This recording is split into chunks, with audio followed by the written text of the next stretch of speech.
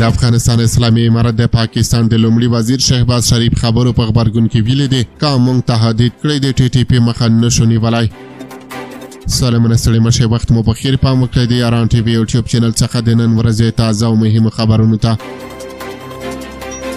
د افغانستان اسلامي امارت وایي چې که د پاکستان لومړی وزیر او چارواکي له ګواښونکي ژبې څخه کار واخلي نو د افغانستان اسلامي امارت نشي کولی پاکستاني طالبان اصلاح یا د دوی د بریدونو مخه ونیسي. مجاهد وایي چې پاکستاني چارواکي د جګړې غوښتونکي ژبې په کارولو د اړیکو فضا خرابه کړې ده. د افغانستان اسلامي امارت وایي ذبیح الله مجاهد پاکستاني چارواکو ته وویل مخکې له دې چې موږ په رسنیو کې خبرې وکړو فضا خرابه کړو یا پوځي اقدام وکړو باید یوه معقوله حل لاره وموندل شي.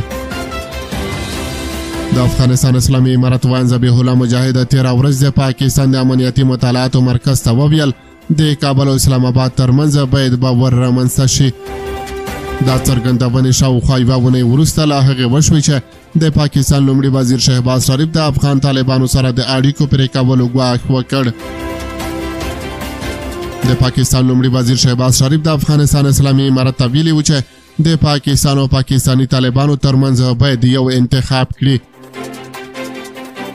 د پاکستان لومړي وزیر شهباز شریف زیاته کړه چې اسلامي امارت نشي کولی په ورته وخت کې د هغو وسلوالو کوربتوب وکړي چې د دوی ګاونډیان بې ثباته کوي او بیا له اسلام آباد سره د عادي اړیکو تمه هم لري.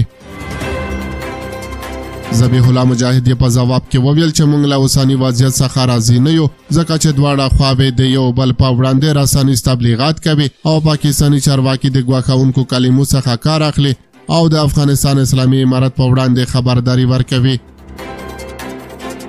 ذبیح الله مجاهد ټینګار وکړ چې ګواښونکي بیانونه هیڅ ګټه نه لري او پاکستاني چارواکي باید د ګواښونو پر ځای پاکستان کې د مرګونو بریدونو مخه ونیسي.